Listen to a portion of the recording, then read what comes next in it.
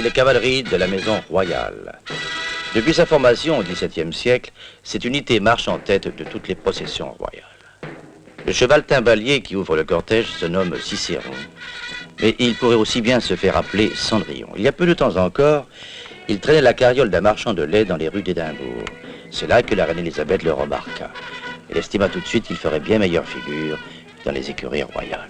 Cette faculté de juger un cheval au premier coup d'œil n'est certes pas une exclusivité royale. C'est un talent largement répandu dans le pays, à telle enseigne que de méchantes langues prétendent parfois que les Anglais se retournent plus facilement sur le passage d'un cheval que sur celui d'une jolie femme. Les chevaux tiennent une place importante dans la vie de la famille royale, et l'intérêt qu'elle leur porte est le reflet d'une passion partagée par presque tous ses sujets. Au début du siècle, un humoriste d'outre-Manche avait même développé une théorie qui tentait à démontrer que le cheval est une invention anglaise. Un de ses arguments soulignait que le cheval est le seul animal dans lequel on puisse planter des clous sans lui faire perdre son calme. Il en déduisait qu'une telle impassibilité indiquait forcément des origines britanniques. Mais pour l'heure, les jeunes princes Edward et Andrew se moquent bien des origines pseudo-humoristiques du cheval. Ils en sont au poney du Shetland, ces petits animaux très rudes qui sont aux enfants royaux, ce que le cheval de bois est aux autres. Durant la guerre, alors qu'elle n'était encore que princesse héritière, Élisabeth résidait avec sa sœur au château de Windsor. Les temps étaient sévères et les distractions plutôt rares. Lorsqu'elle n'était pas occupée à conduire une ambulance, la jeune princesse faisait du cheval.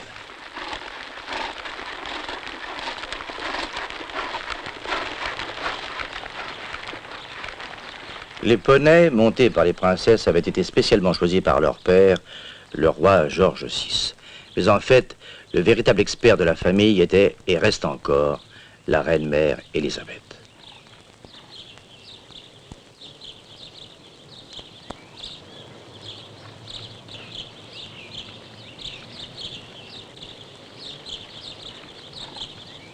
Contrairement à son épouse, le roi n'avait pas d'enthousiasme particulier pour les courses. La reine-mère, en revanche, leur voue une véritable passion et son écurie personnelle compte plus de 300 victoires. Sa spécialité est le steeplechase et si ses succès sont nombreux, ses défaites sont parfois spectaculaires. En 1956, dans le Grand National de Liverpool, le cheval de la reine se nomme Devonlock et il est grand favori. Vers la fin de la course, Devonlock, monté par Dick Francis, était en tête dans la ligne droite. Lorsque, brusquement victime d'un mirage sans doute, il bondit sur un obstacle inexistant et se trouve éliminé de la course d'une manière pour le moins inhabituelle.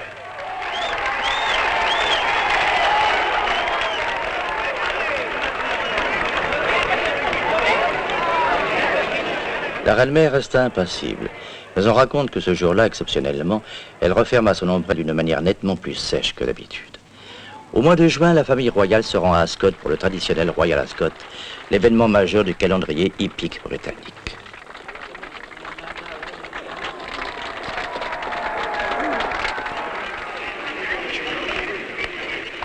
Au paddock, on peut voir la mère et la fille promener un œil très averti sur les chevaux en présence. Chacune possède maintenant son écurie personnelle et il n'est pas rare de les voir en compétition.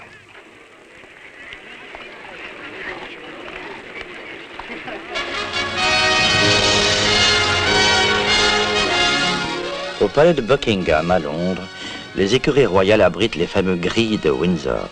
Ce sont eux qui entraînent les calèches et les landaux de la cour. Pour les très grandes occasions, on les attelle au carrosse de contes de fées, le célèbre carrosse d'or. Construit en 1761 par Sir William Chambers pour le roi George III, ce carrosse est entièrement recouvert à la feuille d'or et décoré par des panneaux allégoriques de Giovanni Cipriani. Même au pays natal des Rolls-Royce, ce carrosse reste certainement le véhicule le plus somptueux jamais construit en Angleterre. Le plus somptueux, mais certainement pas le plus confortable, si on en croit la plupart de ses royaux passagers. Aujourd'hui encore, dans l'intimité de la famille royale, lorsqu'on évoque la vieille guimbarde, tout le monde sait ce que cela désigne. La reine a jugé pour la première fois de la suspension un peu rude de cet opulent équipage lors de son propre couronnement en 1953. Le carrosse est conduit par 8 Windsor Grey guidés par des postillons chamarrés d'or. Les grilles mesurent au moins 1,80 m au garrot et c'est dans ce genre d'occasion qu'ils peuvent donner toute la mesure de leur qualité. Il faut en effet un tempérament bien assis autant qu'une belle vigueur pour entraîner cette superbe bonbonnière de 4 tonnes. Le protocole stipule que les chefs d'État en visite officielle voyagent dans les calèches entraînées par les baies de l'écurie royale. Voyons ici le président Giscard d'Estaing en compagnie de la reine dans le landau marron, une chose plutôt massive construite en 1902. Les baies, comme les gris, arrivent à Buckingham à l'âge de 4 ans et passent en moyenne 15 années au service de Sa Majesté.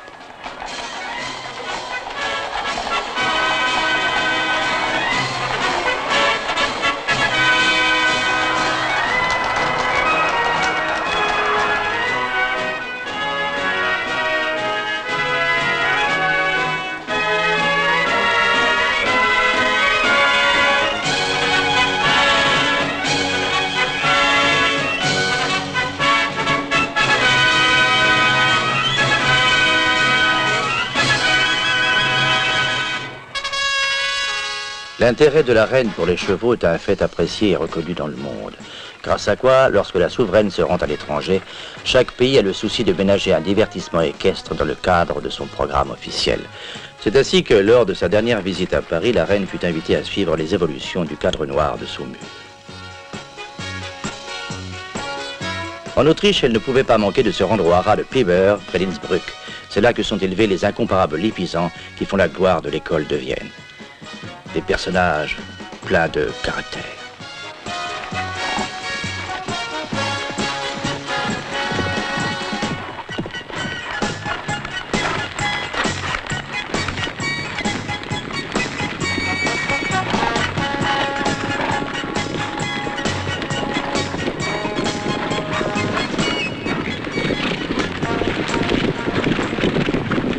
Le duc d'Édimbourg a toujours été attiré par les aspects plutôt rudes de l'équitation. En matière de rudesse, il est difficile de trouver mieux que le polo. Avant que cette rudesse même ne le mette définitivement hors de combat, le prince trouvait dans ce sport un défouloir idéal qui le changeait des ardeurs nettement plus compassées de la vie de cour. Ses qualités physiques, son tempérament de battant, ainsi que les conseils très éclairés de son oncle Lord Louis Mountbatten, ont fait du prince Philippe un des meilleurs joueurs internationaux, certainement l'un des plus agressifs en tout cas.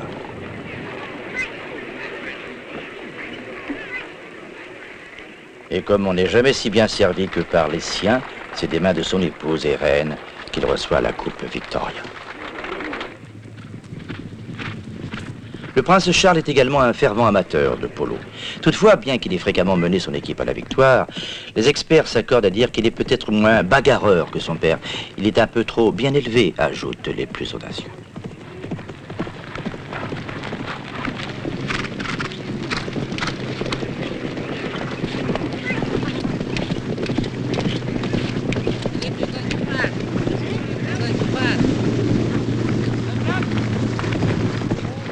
Le prince Charles et la princesse Anne ont été accoutumés aux chevaux dès leur plus tendre enfance.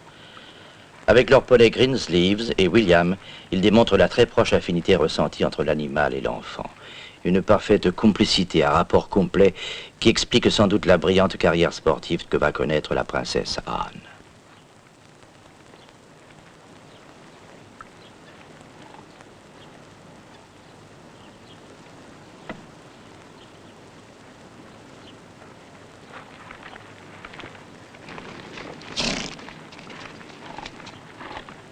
C'est Alison Oliver qui a eu le redoutable privilège d'enseigner les finesses du jumping à la princesse. Et il semble qu'Alison Oliver ne se soit nullement laissé impressionner par le rang de son élève et que la jeune princesse ait été instruite de manière aussi vigoureuse que tonitruante, comme il sied à toutes les éducations équestres.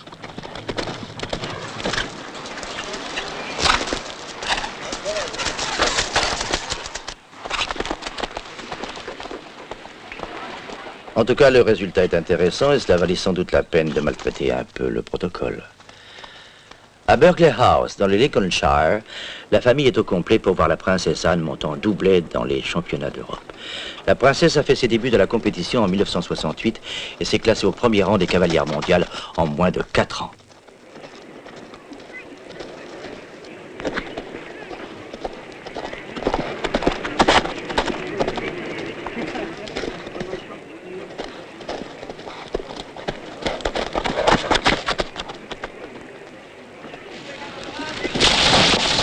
Un passage un peu difficile, mais les vigoureuses leçons d'Alison Oliver ont laissé leur marque et la princesse reprend doublet en main et remporte le championnat individuel européen. C'est la même manière que pour sa mère, il est bien rare que le monde du cheval soit absent des voyages officiels de la princesse. La voici en Éthiopie, visitant les écuries impériales.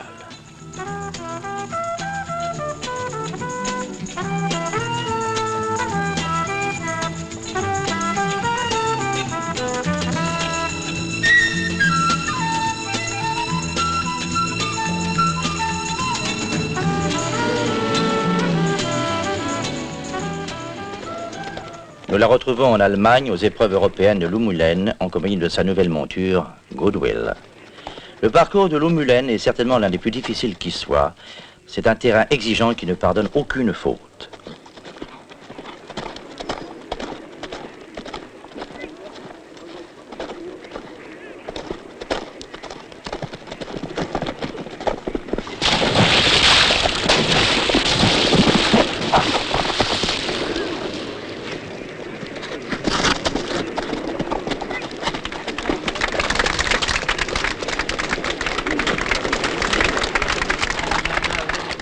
La princesse remporte la médaille d'argent en individuel et quelques jours plus tard,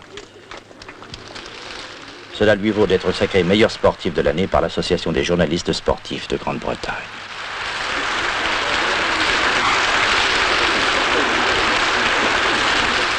La princesse Anne avait donc de bonnes chances de connaître le couronnement de sa carrière sportive aux Jeux Olympiques de Montréal, mais une chute malencontreuse en décida autrement.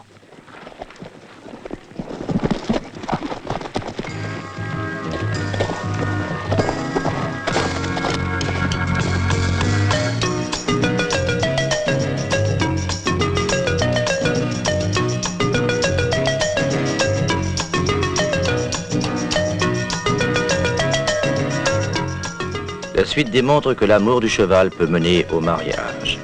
Certes, le raccourci est un peu cavalier, mais enfin, bref, voici comment les choses se sont passées. Au concours de badminton, Anne est en bonne position avec Doublet, mais celui-ci met un pied dans l'eau et lui coûte 4 points. En première position, on trouve un jeune officier, le lieutenant de dragon Mark Phillips. Il remporte la première des 3 victoires qui feront de lui le héros du concours de badminton.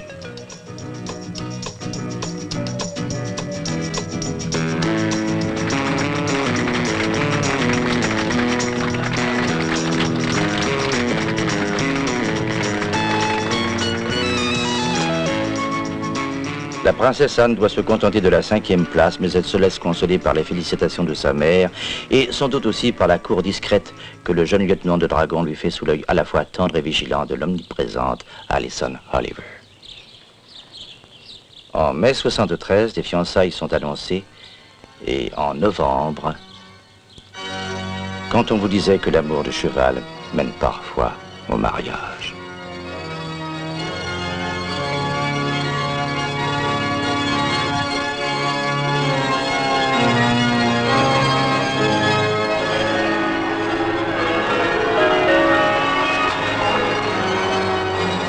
Et retour à Buckingham, dans le magnifique carrosse de verre, traditionnellement réservé au mariage princier, depuis que George V en fit l'acquisition en 1911.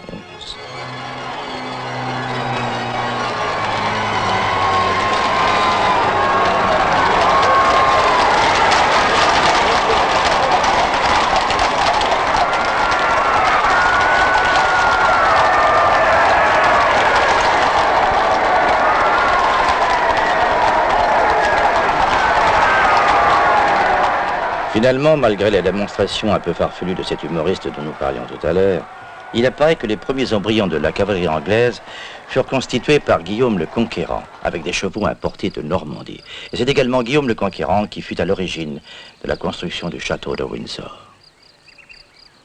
Windsor, c'est là que la reine Victoria a vécu la presque totalité de son règne.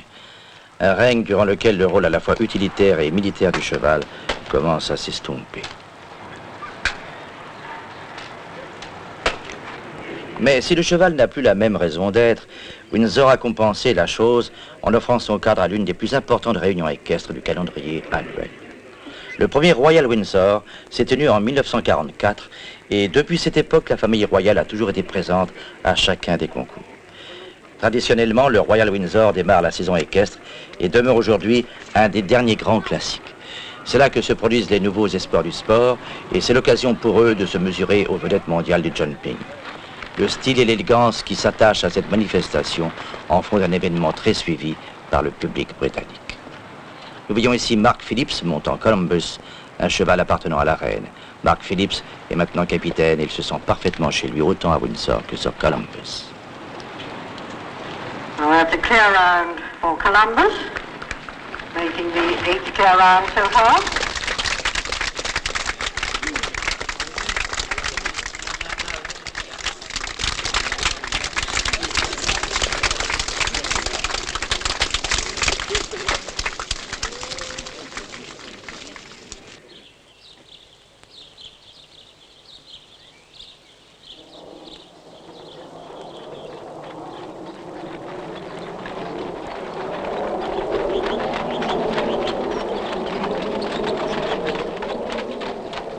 Depuis quelques années, le concours de conduite d'attelage est devenu une attraction particulièrement prisée des Royal Windsor.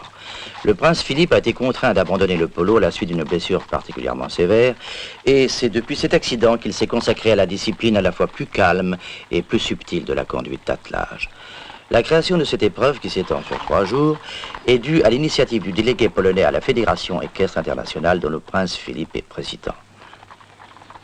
Jusqu'à l'institution de règles internationales destinées à régenter cette discipline, la conduite d'attelage restait une pratique essentiellement continentale et était assez mal connue en Angleterre. Mais le prince Philippe s'est rapidement laissé séduire par cet art difficile et son intérêt pour ce type de compétition n'a guère tardé à mobiliser l'intérêt du public en général. Cela est dû en grande partie à la personnalité du prince. Sa manière d'attaquer les choses et de se passionner pour tout ce qu'il entreprend font de lui un élément très motivant pour l'opinion publique. À tel point que si le prince Philippe se laissait tenter par la pétanque, il est probable que l'art des boules deviendrait rapidement un passe-temps national et qu'un autre humoriste tenterait sans doute d'y trouver des origines anglo-saxonnes.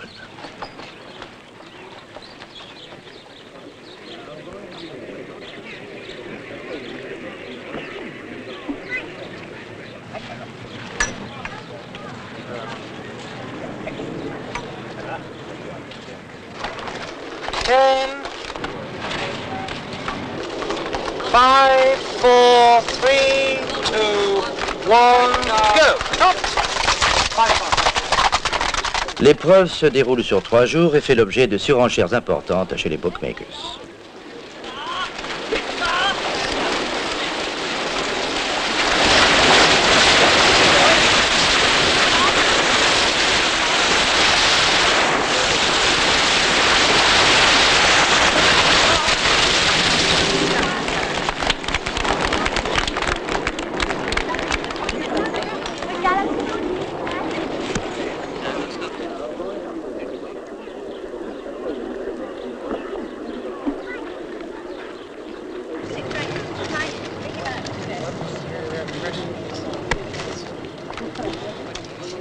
Entre 2 épreuves, le commissaire général de la Gendarmerie royale du Canada apporte une nouvelle contribution aux écuries royales.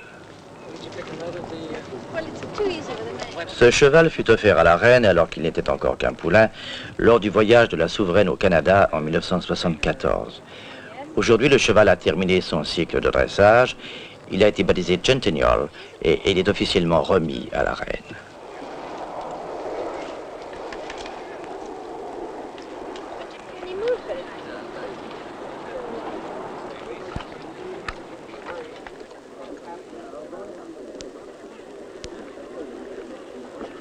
Le sergent Rasmussen fait une démonstration des connaissances fraîchement acquises de Centennial. Centennial provient d'un élevage spécial situé dans l'Ontario et dont les produits toujours noirs sont extrêmement recherchés. Centennial prendra son service dans la police montée britannique et, à l'occasion, il sera utilisé par les membres de la famille royale pour les cérémonies officielles. La présentation est terminée et les Mounties canadiens forment une escorte pour amener la reine au terrain central.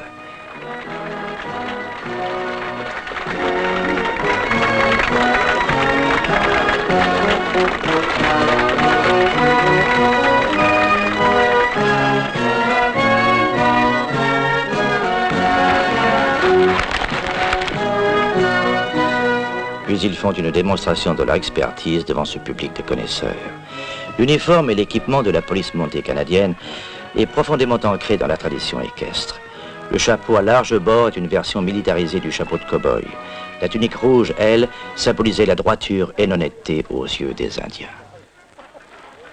Le prince Philippe a remporté la 2e place au concours de conduite d'attelage et selon une habitude maintenant très établie, il reçoit une fois de plus son prix des mains de la reine. Il est certain que ce côté bon enfant, allié à la présence toujours affective de la famille royale, donne au Royal Windsor un cachet et une atmosphère assez exceptionnelle. La reine, les princesses, les princes se mêlent à la foule sans cérémonie et se déplacent ici et là sans jamais créer de bousculade.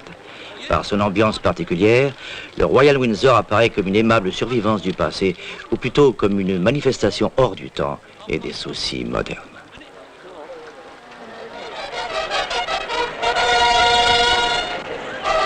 Dans la partie spectacle du Royal Windsor, la prestation de l'artillerie attelée apparaît comme une des plus impressionnantes. Bien entendu, le régiment est entièrement mécanisé depuis 1939 et ce n'est que sur le vœu spécifique de George VI qu'une unité a spécialement été préservée afin de participer aux cérémonies officielles dans son uniforme d'origine. Le travail de ces équipages est un chef-d'œuvre de maîtrise et de précision. La marge d'erreur est infime et il faut une parfaite sûreté de main pour mener au galop des attelages de 22 mètres talonnés par un canon parfois fantaisiste qui pèse près de 2 tonnes.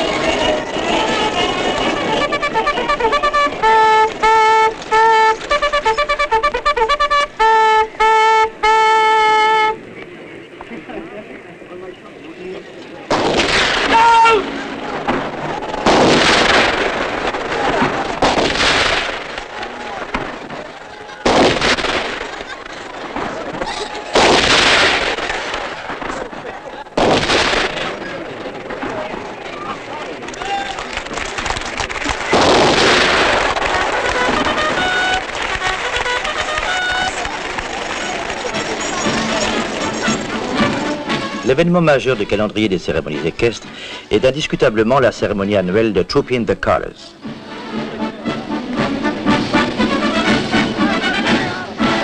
C'est l'occasion pour la reine de défiler à la tête de ses gardes. Elle monte Burmese, un animal parfaitement entraîné à garder son calme en toutes circonstances. La monte en Amazone est une des distractions préférées de la reine et elle s'y entraîne régulièrement dans son manège privé de Buckingham. Trooping the Colours peut se traduire par le ralliement aux couleurs. Cette cérémonie est la survivance d'une tradition vieille de plusieurs siècles. À l'époque où les batailles se déroulaient dans la plus grande confusion, il était vital pour les soldats de pouvoir reconnaître leur point de ralliement. À la fin de chaque journée, les différentes unités promenaient très haut leur drapeau sur toute la ligne de bataille afin de rassembler les égarés.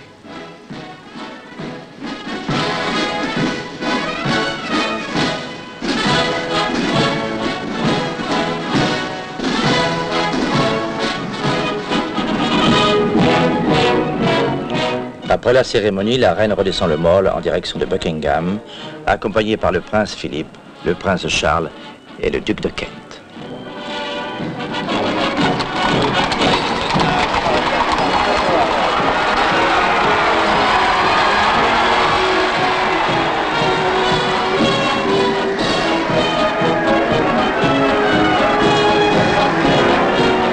Un dernier salut aux troupes et à la foule londonienne, et les chevaux vont regagner leurs écuries pour attendre la prochaine cérémonie. Chaque défilé royal est un spectacle haut en couleur, toujours très apprécié par le public. Mais chaque cortège est également un hommage rendu au petit royaume des écuries royales, là où le cheval, lui, règne en maître.